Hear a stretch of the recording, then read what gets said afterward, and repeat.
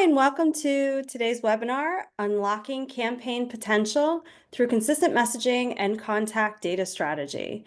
This webinar is geared toward established marketing teams, and we will be doing additional webinars that are more focused on entrepreneurs down the road, so stay tuned for more. So a little bit about Skilldemy. Skilldemy is an online education resource that provides professional development and training through virtual classes accessible to everyone from beginner to the seasoned professional. They specialize in agile project management, have a boot camp for that, Scrum Master certification, and recently launching masterclasses that focus on leadership and marketing. I recently joined Skilldemy as a marketing advisor and have had a lot of fun, so excited to start as an instructor as well. You can find out more at skilldemy.com. We just launched a new website today. And as part of Skilldemy's goal and mission, they're giving back to the community. So 5% of all tuition for all of their courses goes towards providing free Agile training for those in need through coordination with non-for-profit and other community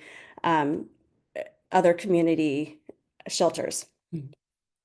A little bit about me. I'm Susan Farrell. I've been in marketing for almost 20 years, mainly on the B2B SaaS side.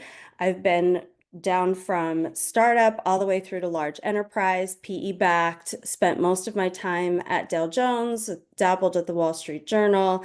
I've been international, domestic only. I've been agency side, worked with brands like Xerox, Deutsche Bank, Columbia University, so a variety of industry expertise, but throughout it all, my main bread and butter is data-driven strategies, integrated campaigns, and demand gen. So that's why I put together this webinar that kind of curtails into a campaign masterclass that I'll talk a bit more about throughout the presentation. So today we're going to talk about message house and contact database health. So creating consistent messaging and doing a really good job in having a healthy contact database that allows you to segment and tailor your messaging. But those are really only two parts of 12 key campaign essentials that I've put together that I've seen often get overlooked or underappreciated when it comes to building your campaigns. There's core foundation. So what are the things that the company needs to have in place, regardless of the industry or size, that really should be the foundation for all of your external communications, but mainly from a campaign perspective. Then you have data strategy. You can't have performance metrics without understanding what the underlying data infrastructure is and what is actually in your contact database, and how are you going to learn the behaviors of what works and what doesn't work. Then you have sales alignment. It gets talked about a lot. I honestly think that it gets talked about too much because we haven't actioned it in the B2B world as much as we should have and could. The normal thing that goes along with sales alignment is lead activities, but one thing around segmentation that I love to really talk about is aligning the design of territories and quota management and sales rep structure with your campaign strategy. A lot of times the territories typically get designed kind of in a vacuum by sales and then told to marketing, while in the meantime, marketing is designing their campaigns. And those things really need to go hand in hand. If the reps don't hit their quotas with the strategies that they have for their territories, then you're not going to hit your revenue goal. And if your campaigns aren't aligned to those reps and quotas, then that's just going to continue to cause misalignment that will snowball down the road. And then you have campaign operations. Campaign operations, I think, are assumed that campaign managers know how to do these things and can project manage and can work with the resourcing, and internal communications have to stay up to speed. But there are a lot of best practices, I think, that get fallen by the wayside. A lot of it has to do just with communication structure, everyone knowing their role within a campaign. So today I'm talking about messaging and contact database, but the masterclass that starts next month, November 13th, 14th, is the first class, which I'll give all the details at the end. You can check out skilledme.com/campaign essentials for more information. Is broken into 2 days. I have a lot of content. It's a bit more in depth than what I'm going to go through today, and it covers all 12 of these. So what are we going to do today? We'll explore the importance of a message house and the contact database health. I'll talk about how and why it's important in campaigns. I'll give you a couple of examples and best practices, and then we'll move into a self-assessment. So I've put together a self-assessment for each of those 12 areas. The two we'll go over today. It breaks each area down into 5 key components and allows you to assess where you and your firm are within that campaign essential, and then set a goal for yourself. And then we have a corresponding action plan. So if you're in level 2 for the specific component, then take a look at action plan level 2, and it will tell you what steps you should be taking to actually get to the next level. So I'll go through that today as well. Okay, jumping into Message House. What is a Message House? A Message House is a way to structure a core company messaging document. I really like the way this is set up because it allows for all of the key components that you need within that core document. And this is something that's not specific to campaigns, but that every company should really have, every employee should have access to, because this should be what you live and breathe. When you run into someone at the subway or in an elevator and they say, "Hey, what does your company do?" Everyone should have the same words, the same mission, vision, positioning in their head, and maybe, switch it around a little bit. It should all be coming from the same place.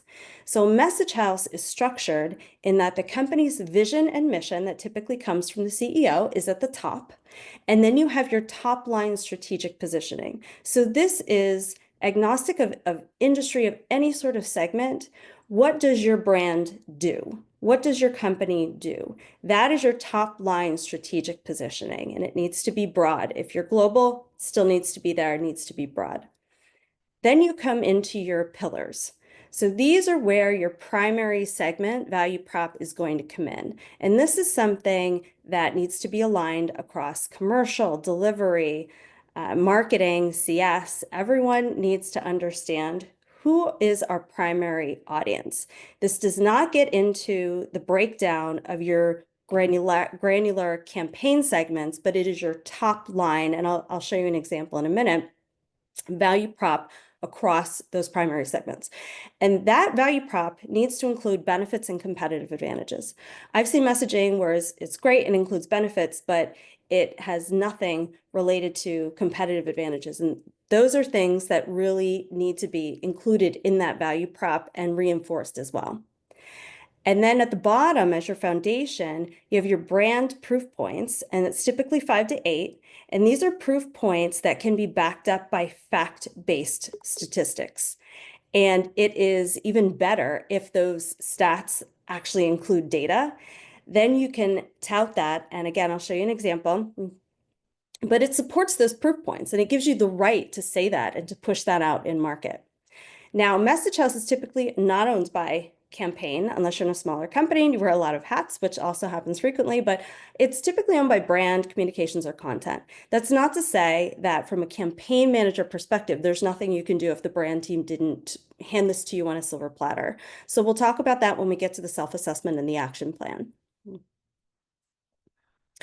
Here's an example of what that Message House looks like in an actual framework when you go to structure your messaging. So PayNet is the example that I've made up. This is loosely based on a client project that I did. PayNet solution positioning, they moved from product language to solutions-based language. So we rewrote solutions positioning that sat at the top, and this was a very large company. And then we broke it into their primary segments. So their focus was on retail, technology, public sector. We did value prop with benefits and competitive advantages for all 3 of those. Retail is so big and there's so much going on that again was broken into small business and large corp, and then debit and transfer. So a value prop for debit within small business and transfer within small business, because when they spoke to the small business segment, they always spoke in terms of either debit or transfer. So that's why this makes sense here in terms of putting the messaging under small business debit and small business transfer, as opposed to just the small business overarching. So this is different from firm to firm, but this is something that all of the teams need to rely on for this top line segmentation within the Message House. And then you have your proof points at the bottom. An example of what the proof points look like is, for example, this company PayNet wanted to say the low cost option. PayNet is the low cost option. Okay, well, what does that actually mean? Well, it means that PayNet only charges 0.08 cents per debit transaction, which is low in the market. Their credit card fees are low, 1.5 to 3%. Their in-app pricing is almost 35% cheaper than debit networks. So these are facts that you can sprinkle in throughout your campaigns and throughout your messagings that support saying PayNet is the low cost option. So it makes these brand proof points so much more powerful when you have the data and the facts to actually back it up. The other thing that you can do with your brand proof points that I've done at previous firms is pick one and run brand campaigns. These can curtail into always on brand landing pages where you're talking about, we're just going to push out and do a big campaign around the low cost option because that's not going to change. So that would be something that you could run as an always on as opposed to a demand specific. This is brand equity building with these proof points. Now, why is a message house important? Why am I talking about it as it relates to campaigns? Strengthen the brand, helps you to strategize your segments. It gives you a foundation for a common point of, okay, we've all already agreed on here's the value prop, the benefits aligned with our top line segments. Let's break that down and refine it. Let's figure out how to prioritize and where we need to focus on from a revenue perspective and a campaign support perspective for this particular year. Just because we have retail, tech, and public sector doesn't mean that we're going to market to all of them all the time with the same amount of resources. But it gives you that starting point that's really important in having those conversations with your commercial and sales teams. Magnify benefits. If you know your competitive advantages. I know a lot of times it's difficult to write a campaign when you don't actually know, well, what are the benefits and what customer pain points are they addressing?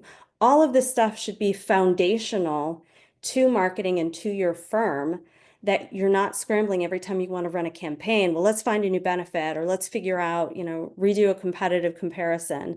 All of this stuff, if you have it up front, will serve you well for quite some time. And then just continue to refresh it with product marketing, with your brand team, with your product teams. And data, those data-driven proof points, you can use them if you have a set of proof points that are, blessed by PR, by the CEO, by your head of marketing, then that's something that you can sprinkle in here and there. And every time you use a data point, it's just, again, reinforcing what you're saying about your brand. Okay, it's time for our first poll question. Let's see if I can pull this up properly. Our first poll question is, do you have access to a central messaging document that contains all of the following? Doesn't need to be structured the way that I have it as a message house, but I would love to know how many of you actually have access to a document that has all of these things. Strategic positioning. Have you predefined your primary target audience segments? Do you have benefits that are aligned to the segments and competitive advantages? And those brand proof points, those are typically not tied in to your value prop messaging, but a lot of times you still have them, PR sits on them, and they become available. Okay, so we have about 2/3 of a no and a third yes. So definitely something that you want to start to piece together, even from a campaign perspective or whatever your role is. If you have any of these available, start pulling it together, and that will serve you well kind of going forward. And I'll talk a little bit more about how to do that when we get to the action plan. Okay, I have a couple of best practice examples. This one is from Gusto. I love this landing page from Gusto because it directly correlates to the messaging that they have on the website, but it does so in a much more refined, focused way. They engage visitors at the top with a questionnaire, which I always love a good questionnaire, especially if it's short, and they tell you right out the gate, step 1 of 5, right? They mention payroll in the first question. So they don't have to do long messaging at the top of their page, because the fact that they have the word payroll in that first question tells you, Okay, well, Gusto's related to payroll. They're asking me if I've run payroll. I have nothing to do with payroll, so this is not for me. Or, oh yes, I'm in HR. This is definitely something that I can engage with. They also have messaging in the middle that really focuses on the fact that they're an all-in-one platform. And that's something that gets spread down their web page. As you go down their home page, that is the message. It's just in a longer conversational way that has a bit more content to it. But they do a really good job of tightening that up on their campaign page. And at the bottom, they have it anchored with a proof point. Not only do they have trusted by more than 300,000 businesses in their teams, but they also have their rating on there, and they have a couple of awards that they won, top payroll software. So that's a really great way of linking the two together, where you can tell that they've started with a good foundation and leveraged that information to build a really tight, clear, consistent campaign landing page. This next example is a specific example of how I approach segmentation strategy at my last firm, Caseware. We built a message house, and we did it in a way where we had our top line segments: accounting firms, corporate, and government. And then accounting firms is so large, we broke it into SMBs and large corp. So we had value proposition messaging here. It's a global company, so this was very broad-based. It needed to apply to all of our regions, which operate very differently. It included benefits, and we had a few competitive advantages, but again, they were top-line competitive advantages that were applicable globally. And then what we did when we started talking about campaigns within each of the regions, this is what our campaign segmentation started to look like. So you still start with your accounting firm, your corporate, and your government, but then you break it into primary, secondary, and tertiary. Where are we going to spend our dollars? Where are we going to spend our time and our resources? Come to find out, when I started speaking with the heads of commercial from each of the different regions and my marketing directors in the different regions, it was very, very different depending on the market. Within the US, accounting firm, hands down, number one, new prospects. It was a new market for Caseware. Those segments were then refined by firm size, and the global strategic account sat there as well. So we were also writing different messaging for firms that were completely global but headquartered within the US. In Canada, there was such a high level of market penetration that the focus there was not on new prospects, because there really weren't many. It was really on current customers and getting them to migrate from desktop to cloud. So completely different messaging in Canada. Also in Canada, government was more important. Where in government in the US, the marketing support there, we decided we're just going to run a couple of events. They have a sales rep, and that's really all we're going to do. We're not going to do any digital presence because of the way the government operates in the US, very different than Canada. Canada, we put a little bit more effort into that. Then you move into Europe, UKI. When you talk to the United Kingdom Ireland group, they were 50-50. I mean, I made them give me a percentage at one point, and they said, no, it's literally 50% accounting firms, 50% corporates. They are equally important. We have got to go after them equally. We need equal resources. So that is something that we did and kind of adjusted for that region. Europe 1 and Europe 2, corporates were more important. So corporate became the primary. And we had these a lot of this was me just continuing to meet with commercial and ask questions, because they didn't know what was going on in the other regions. So they kind of just assumed the way that they operated, everybody knew and understood. So this was a good exercise in getting everyone to start from the same place. But then when you come to campaign segmentation, really drilling in to figure out what are the refinements that we need to make, and how do we need to make them in order to still tie back to that core messaging document, but to be specific to each market and each persona. And now moving into the self-assessment. So I'm going to go over two examples of this assessment.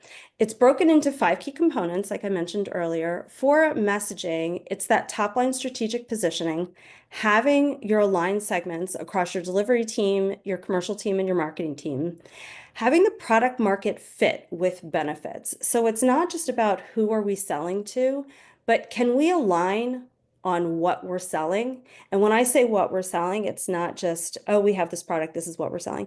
It really needs to be what is on the truck, what is back at the warehouse, what is in the manufacturing plant, what's on the roadmap, and what is an idea in a product person's head that they just love to talk about and they want you to talk to customers about, but we don't know if it'll ever actually make it to fruition. So those are things that sometimes get lost in translation. So it's really important to align with your delivery team and your commercial teams on what are we talking about now? What is your sales cycle? What is the lead time that you want to start talking about things? You can absolutely market in advance of something being available, but you have to have a solid understanding and confidence in that lead time and in that sales cycle, so that you're not disappointing customers. You're hyping them up and you're actually delivering. So learning that product market fit and what features to talk about and what customer pain points they address is really, really important as well. And then you have your competitive advantages and your database proof points, which I talked about a fair amount. So with top line strategic positioning, if you're in level 1, level 2, you may have positioning, but it's a bit vague and not really clear. And maybe it's different at different parts of your firm. Maybe it's different regionally. So it's really important to kind of have that tight, aligned across your entire organization. Sitting in level 3, which I think is typically with a lot of the self-assessments where a lot of firms may end up sitting, your positioning is defined and somewhat aligned across sales and marketing, but maybe it doesn't then extend to customer service or product or the rest of your employee base who should really be understanding that core strategic positioning as well. And your levels 4 and 5, well established, it guides a lot of your messaging, and you're building that strong, cohesive position that is going to become going to allow you to have higher brand equity.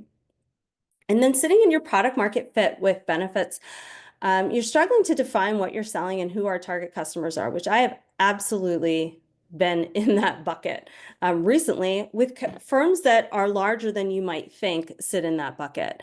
You have a good understanding of your target market. You're starting to align your product benefits with their needs. That's your level 3. And your level 5, you have that really strong product market fit with a precise understanding of what you're selling, who you're selling it to, and benefits are lined up with your customer pain points. So that is really where you're working toward. And it may be that at your firm, oh my goodness, thinking about actually getting to a level 5 is very overwhelming. That's not necessarily the goal. You need to kind of baby step yourself. If you're at a level 1, make a level 3 your goal. And that may be good enough for what you need to run really effective campaigns to keep this at that campaign level perspective. And this is the corresponding action plan. So with strategic positioning, if you're in that bucket where it's vague, you're not really sure what it is, maybe it exists, but you don't know where or have access to it, you can start by drafting your own strategic positioning statement and engaging your brand team or your leadership team to get feedback. Sometimes it's easier to get someone to adjust something than it is to get them to write it from scratch. So if you're struggling from a campaign perspective or whatever role you have within your organization, it's as simple as saying, this is the positioning that I feel that I'm interpreting represents our brand. Head of marketing, brand director, is this correct? Does this make sense to you? And get that feedback and make adjustments. And you can always test your messaging within your campaigns as well and tweak as you go. It's definitely a collaborative process, but there are things you can do within the campaign space to help you get what you need in order to run effective campaigns. If you're in that level 3 bucket, just really focus on leveraging that position statement in your campaigns. You don't want to do it verbatim because then it just becomes repetitive and boring, but you want to take key words that you've agreed on represent your brand and sprinkle those throughout. So that will help kind of make that connection as well as keep things fresh. You always also want to make sure that you have related talking points when you're briefing sales on your campaigns. Make sure that, again, you're using those consistent words and just reiterating with sales over and over and over again what words and what messages they should be tailoring within your specific campaigns.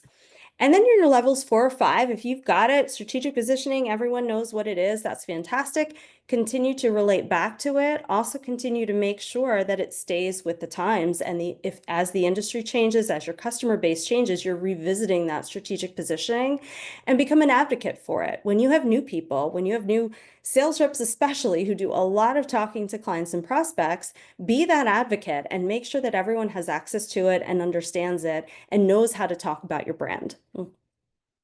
With product market fit, this is something that I've actually done that I found very effective. I was at a firm where no one could agree. Product was saying to sales, this is ready to sell. And sales is saying, no one actually wants that. This is what they need. So what we did was come up with a templated spreadsheet with products and features that was on marketing's radar. And product marketing, the product team, the commercial teams worked through it and filled in the spreadsheet and highlighted the products and features that they felt were relevant to customers. They would fill in, this is the persona that it's important to, this is the pain point that it addresses, this is exactly what it does. And by the way, these are the ones that are competitive advantages that we do that no one else does quite like we do.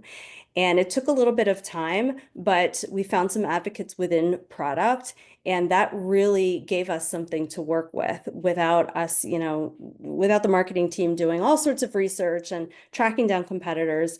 So start there. Just give them a spreadsheet, and it doesn't have to be that elaborate. Just start simple and have them fill it in and then iterate, get feedback, test messaging. Prioritize your target segments. That's really important.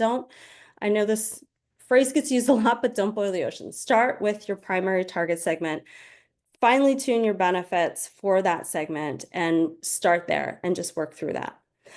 For levels 4 and 5, if you already have this, one of my favorite things to do and one of my favorite things to receive are these short videos that highlight benefits and competitive advantages that sales can leverage within their discovery calls or even within some of their further down the line calls.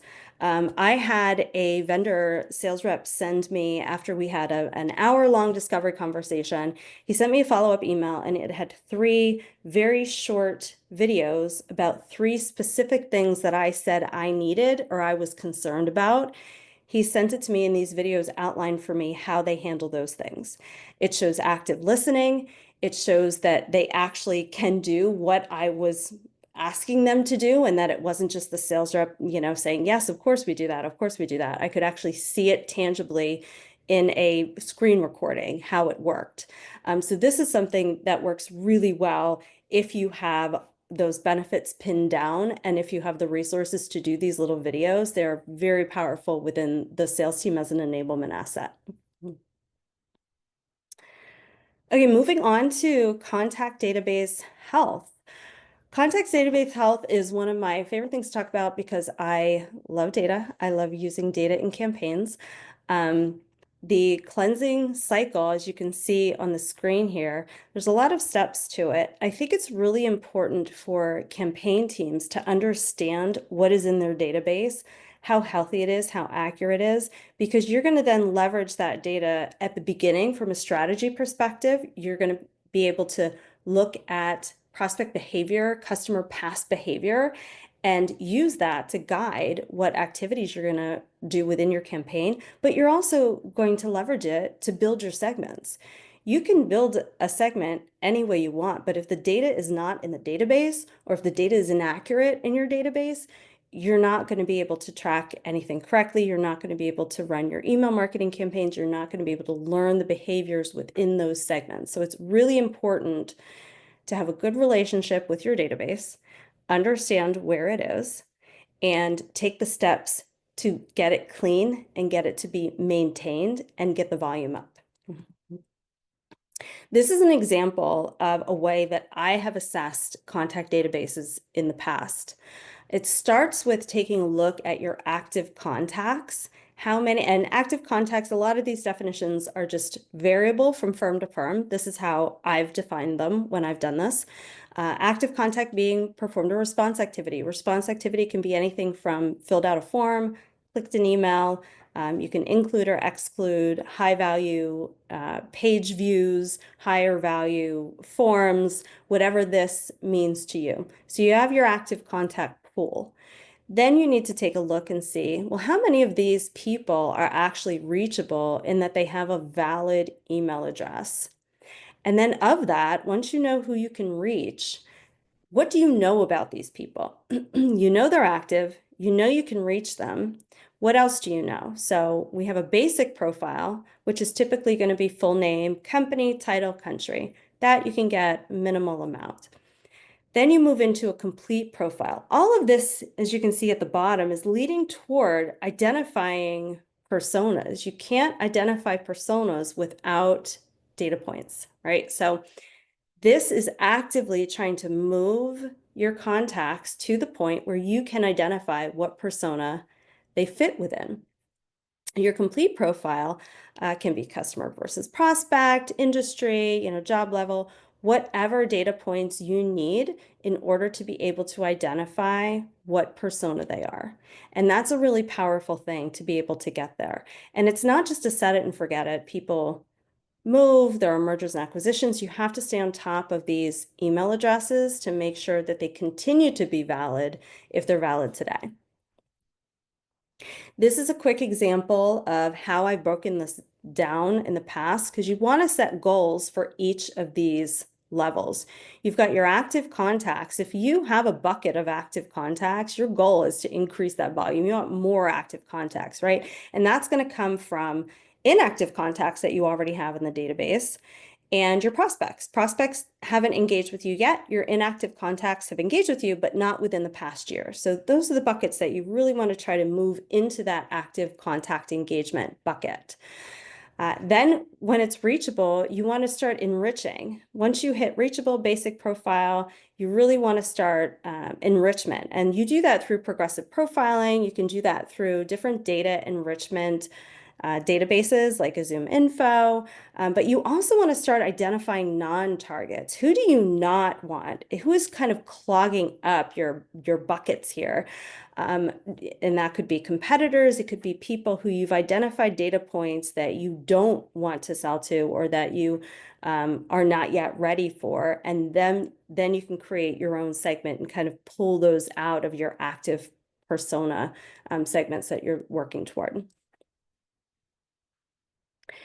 Contact database health and how it relates to campaigns. So you need volume of contacts. You need accurate data. I talked a little bit about this in order to be able to segment.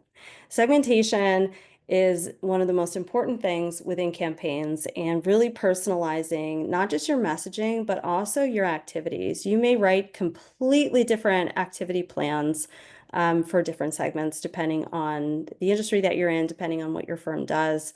Your sender score is incredibly important, and the accuracy and volume of your database directly affects your sender score.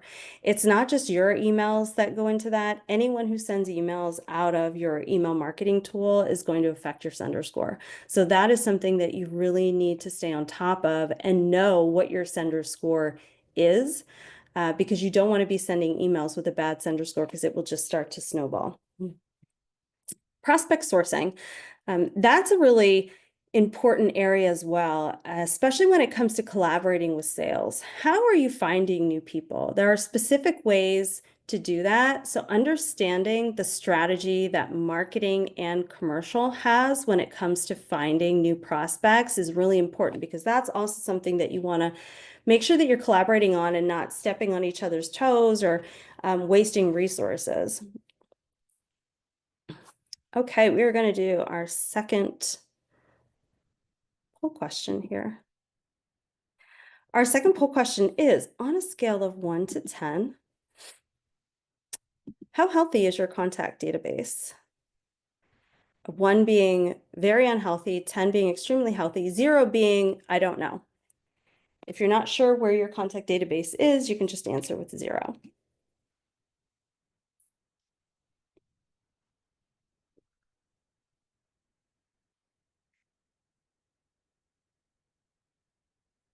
Oh, we got a 9. That's impressive.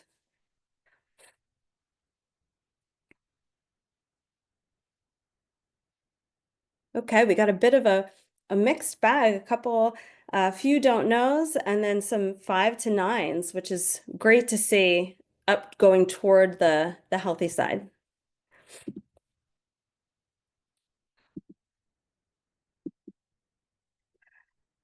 And now for a story about sales and segmentation. So I want to share this story with you because it waylays into some best practices that I'll talk about on the next slide and some that I've already mentioned. And this happened very, very recently. I was at a firm that had a tight partnership and we were launching a new product. And for months, I had heard the CEOs talking about top 500 firms, top 500 firms. That's who we're going after. Susan, don't worry about anybody else, just focus on the top 500. So it came time to start doing campaign strategy. And I kept asking skills, are we refining? Where's this list? The list is in a spreadsheet.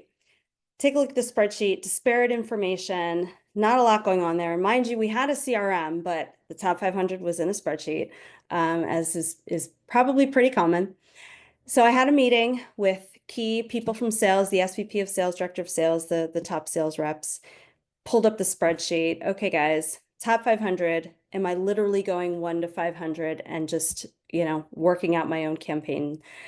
And they said, no, no, no, no, no. We need to segment the top 100 as well. So it's top 100 and the next 400. Okay, great. Are we literally going 1 to 100? Well, no, you actually have to take out the top four. The 1 through 4, we've already talked to. We're not going to touch them for a couple of years. Okay, so is it 5 to 105? Well, it's actually the top 100 customers and the top 100 prospects because we have different sales reps. We need to handle them differently. Okay, literally top 100 customers. Well, no, we know that some customers within the top 100, we've already talked to, they're not ready for this new product. So you know what? We're just going to tag them. We're going to do a custom top 100 list. So that's what they did. They ended up with about 120 customers and did the same thing on the prospect side, ended up with about 93 top firm prospects. And my next question was, what can marketing do to support? Let's talk about what kind of campaign support we can do. And SVP of sales, director of sales said, we got this, Susan. We got the top 100. You just worry about the next 400. We got the 120 customers. We're already talking to them. We got the 93 prospects. Don't worry about it. So I said, okay, of the 93 prospects, firms, how many are in pipe? How many have you guys talked to? And they said, well, we've been able to make contact with 30. Okay, 30 of the 93 that are our top targets for the year, you're in contact with. We've got 2 reps working on it. They're spending a lot of time on these 30 firms. I said, well, what if marketing takes 10 to 20 of the 63 and we do some research? I pull in one of my SDRs from another region and do some outreach. We test some messaging, look at different titles, figure out what departments are within some of these firms and see if we can warm them up and make some contact for you. And they said, oh my God, that's amazing. You can do that. It's not just pitch decks and enablement assets. So that was a really great conversation. And that is what we did. And marketing just kind of chunked away and supported them in that capacity, in addition to the pitch decks and the enablement assets. But that conversation of me just continually pushing and asking questions really showed trust from the sales side to the marketing side, but also really enabled collaboration in a way that wouldn't have happened if I had just taken, okay, they said top 500, let's go figure it out on our own. So that's part one. That was took care of the top 100. The next 400, which ended up being 325, we were talking about in a workshop with our partner, and the head of biz dev said, you know what, let's refine the 325, and I know exactly how I want to refine it. Let's do it based on where they are in their cloud adoption journey. Okay, where they are in their cloud adoption journey. Do we know that information for all 325? We absolutely do not. Can we proactively get that information in order to segment them in advance of running campaigns? We absolutely cannot. So in the end, the short of it is, I had pitched and they agreed, and this is what we did. We ran a campaign to the 325, and what we had at the center of it was a quiz. It was like a 3, maybe 4 question quiz. that would tell them and us where the firm was in their cloud adoption journey. And once we had that piece of information, it kind of launched the second part of the campaign where we did send them on 3 different paths, depending on what the result was. And we had webinars, we had enablement assets, we had different people outreaching, we had different messaging, depending on where they were within their cloud adoption. So the moral of these 2 stories, the reason that I wanted to share that is because a lot of best practices come in really understanding your database, but also making sure that you collaborate with your sales and commercial teams and ask questions. Don't take anything that you hear or receive for granted. Don't allow ambiguity. Make sure that you are really being specific and you know exactly what you're doing, the exact data points that you have, and the data points that you need. You may want to segment on a data point that you generally have, like job level or industry, but there are so many blanks in your database that it's not going to give you a rich enough segment. So your step 1 might be figuring out how to get that data and then building a second part to your campaign where when you have that data, then it curtails into a much more personalized experience. Being flexible and open-minded. I will tell you, when the head of BizDev said to me, I want to segment by cloud adoption journey status, I was like, what, how are we going to do this? But we talked through it, and I really wanted to be able to support what they felt so strongly about was an absolute game changer in messaging and how we needed to treat each of these firms. That, I was able to come up with a way that was something that we could actually strategize and execute, and they were really happy with in the end. Allow users to self-qualify and segment themselves. It's one of my favorite things to do. When you want to segment on something that you just can't buy that data point, or you just don't have that data point, build messaging and landing pages and content even that allows people to self-segment. I've run 3 webinars at the same time, each for a different segment. And we've invited, hundreds and hundreds of firms and told them, hey, pick which webinar is right for you. Is it, this one, this one, this one, based on, again, a data point that we just didn't have. And that helped us too with our follow-up, because they came to a webinar that was, an introductory versus oh, we know, you're far down the road, so you're good for the product demo. Then we could talk to them at their level. We could, talk about discovery and what their problems and needs are, as opposed to trying to work through a solution, which is much further down the road. Be creative in how you gather your data, and always test your data points. Maybe you think it's adoption journey, but when you get down to it, it wasn't adoption journey. It was actually something different. And the adoption journey actually stemmed because they originally thought they could segment based on firm size. And that turned out not to be the case, and that some of the larger firms were really not ready for the new product, when some of the smaller firms were way further along than we had anticipated. So make sure you're doing that testing, and again, keeping an open mind as you go through your campaigns. My 2 little things here on the side: product market fit, super important. Always think of your campaign segments based on data points. I worked with product marketing to the point where I set up a template because they were trying to give me personas and there was no data involved. So I finally gave them a template in a spreadsheet and said, here's exactly what I need in order to be able to build this segment in the database.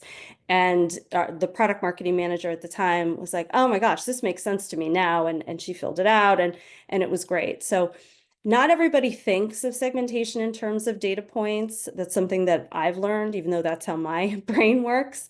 So that's something that you need to work through and take accountability and responsibility for as the campaign manager, is to build those campaign segments with your data points. Here's an example, just a best practice that I wanted to mention when it comes to data mapping, because I talked a lot about holes in your data and trying to gather additional and enrich additional data. There are a couple of fields that make it really easy to map additional fields and enrich your database. You'll see on some forms that some firms will ask for zip code or postal code. I've actually done this before. I did this at Dow Jones many, many years ago on a global form. they do this because they can buy on the back end. You can actually buy a table that has every postal code in the world, um, and it has it mapped to country, state, or province, and city, town. So if you have that postal code, that is gold because you can map it accurately to those three things. Instead of asking people for three pieces of data, you only need to ask them for one, and you know that the state will actually be in the country and you won't get the state of California in Mexico, which I have gotten in my databases. Email address, I think, is an obvious one, but I wanted to mention it. Email address is always going to be a unique identifier as long as that email address is active and valid. And that will allow you in some enrichment databases to get job title, domain and website, company, and in some cases, phone number. Job title is one that is a little bit trickier and a little bit manual, but something that I found extremely useful and worth the time. I, for a couple of years, built out a manual table that took job title, everything that people fill in, right? Your job title field should always be a free text. You don't want to box anyone and force them to pick their own job title. They put in a free text. Then you have to figure out, well, how am I going to use this in a segmentation or in any sort of report? Because I've got like a million different, I just see a hand raised. Yeah, there's a hand raised right there. Yep. KG. I'm gonna ask her to unmute. Sure. Maybe you could ask her on your end. Just press Yeah, unmute. can you unmute yourself? You have a question? No, I mean you could Oh, click on I it. have to do it. Yep, Yeah. got it. Got it. Sorry. I'm new at hosting. Okay, KG, you can ask your question. Nope.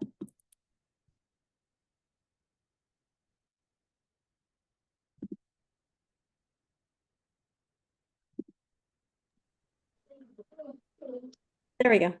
Sorry, I don't have any question. I guess it was just my phone. No worries. My apologies. No, no worries. Okay. So for job title, you can manually map. You have VP, do a search on any title that has VP, map that to a standard job level list for VP. Anything that has, sales in it, map it to a job function of sales. So there are ways that you can do this. This is something that I've done over a couple of years manually. I had myself and a few people do it. Every couple of months, we would just do a pool of all the job titles, throw them in a spreadsheet, and do the mappings. And these mappings, because I've been in financial services so much, I've actually taken the table and leveraged it at other firms because they still hold true. I created a department, job function, job level pick list that is really relevant and in some cases industry agnostic. This is incredibly helpful when you are building your segments and your personas because you need that normalized data, that department, job function, job level, in order to actually craft your segments. You can't typically do it based off of job title because of the free text. Website is another one that is a really good field to have. I've seen some firms use it on forms. I have in the past as well. If you have a firm's website, it is a unique identifier that you can leverage again within enrichment databases like ZoomInfo. The website can identify the company, industry, employee size, a lot of firmographics. It's different from the company field because, again, the company field is typically free text, and there are a lot of companies that have similar names. So it is difficult when you go into a data enrichment tool to get an exact match on the company. If you just have the company name, they try to match it based on the physical address or the website. If you don't have either of those, then matching becomes much looser and much more difficult to know that you've got the right company. So website is another really good one that will give you that firmographic unique identifier. Okay, now moving into the self-assessment for the contact database health, I have two examples here. Known data points of relevant segments, which I talked about a bit, making sure that you know what data points you are using for your segments and then working on those and starting there. New prospect sourcing strategy, again, making sure you're aligning with your operations team or with yourself if you are, campaigns and operations and brand. I know that happens a lot, as well as your commercial team so that you're collaborating together. And then the action plan, again, start with basic segmentation on with the fields that you have. Industry and location are typically the ones that come easily. Prioritize your data points. If you know you need something specific to create the campaign segment and the tailored messaging that you want, build your campaigns around data collection. And then if you're at your level 4 or 5, do more personalization, create micro niche campaigns that really get specific in terms of the pain points within your personas. And your new prospect sourcing, prioritize. There are 4 main ways to capture new prospects. It's going to be through events, gated assets, partnerships, and purchase lists. So prioritize based on your resources. Make sure that you have very clear prospect profiles. So when you're going after trying to source new prospects, you know exactly what you need. The vaguer it is, the more fluff you're going to have, and the harder it's going to be to actually pinpoint, yes, this is a quality prospect versus this is just something that came along for the ride because my data points weren't clear. And then in your levels 4 to 5, expand your outbound programs. Test new messaging, test enablement assets. It's something that I love to do when I have the luxury of an SDR team is really, let's try this title and this message. And they'll do a batch, give me feedback, and then we'll adjust accordingly. Okay.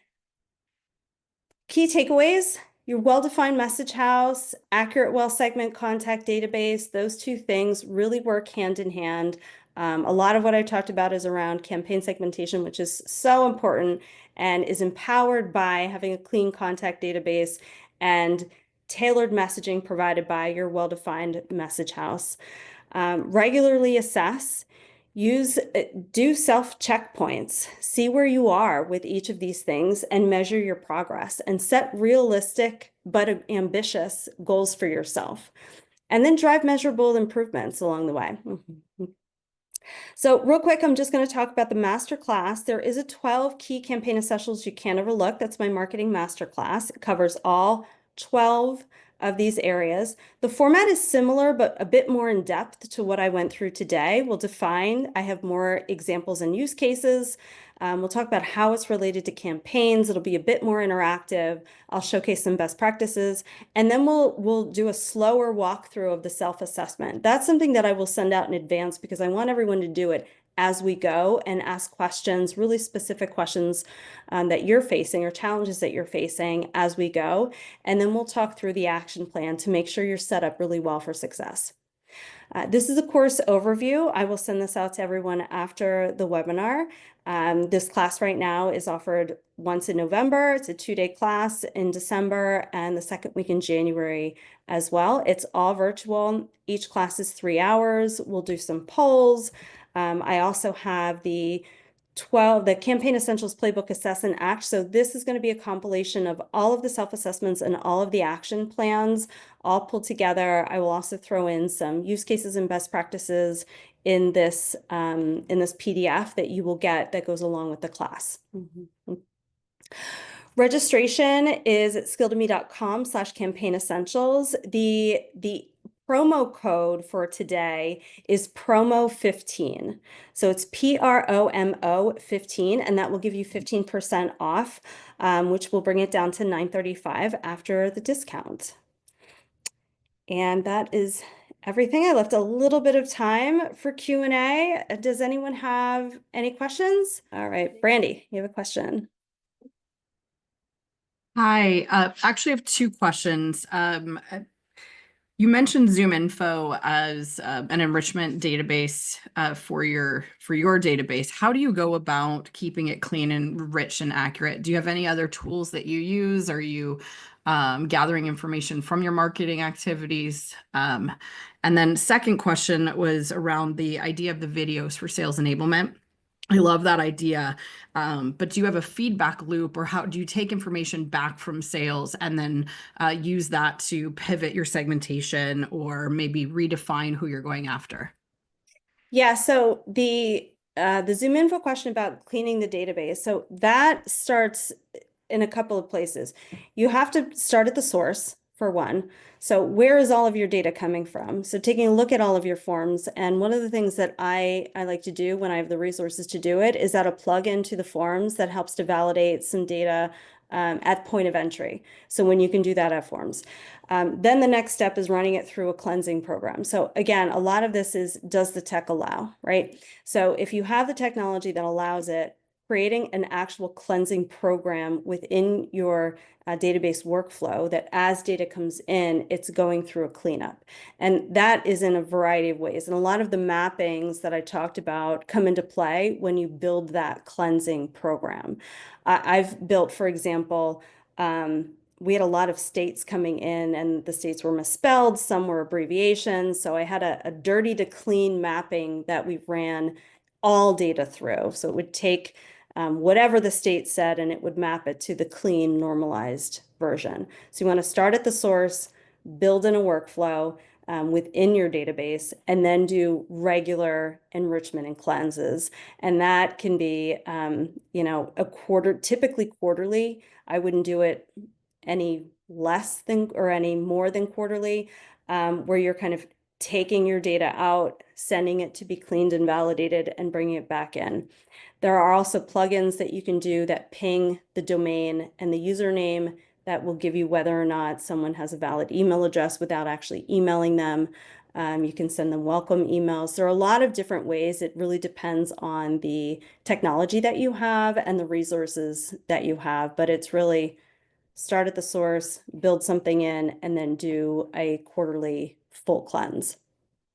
In terms of the sales videos, yes, you absolutely need sales buy-in and sales feedback. And the way I've approached that in the past is to find a couple of advocates within the sales team, people that are comfortable doing videos, sending videos, and testing it out. That way, the proof is in the pudding. If these 2 reps are successful with it, the rest of the team is more likely to start using it. And that's what I've actually done, where I've had one and then it kind of eked, well, this one heard that one was doing it. So then they wanted to try it. And then it got to that one. And before we knew it, we got pretty much the whole team using those types of videos. In terms of the feedback, I've done different things. I think it's a little bit different firm to firm. But one of the things that I've done that I found worked really well is I actually assigned someone in marketing to be the sales and SDR feedback person. And he would meet with a couple of SDRs and a couple of sales reps on a bi-weekly basis, and they would talk about pretty much everything. He would walk in with specific questions. How is this campaign going? What are you hearing? What types of messaging is working or not working? Is there anything additional that you need?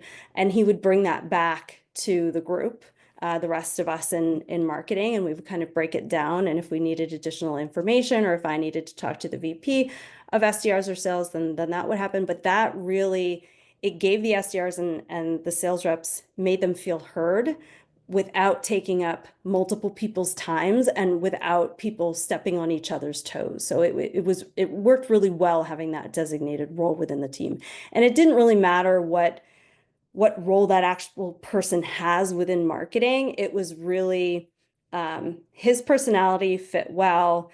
He had the time. It was something that he liked and wanted to do. And that's why I picked that specific person to do it. Any other questions? Okay. All right. With that, that's a wrap. Thank you, everybody, for joining. It was nice to connect. Find out more, follow us at skilledme.com, where you can check out our Agile bootcamps, Scrum Master certifications, and different masterclasses. Join us for the next Marketing Masterclass, 12 Key Campaign Essentials You Can't Overlook, that's starting November 13th.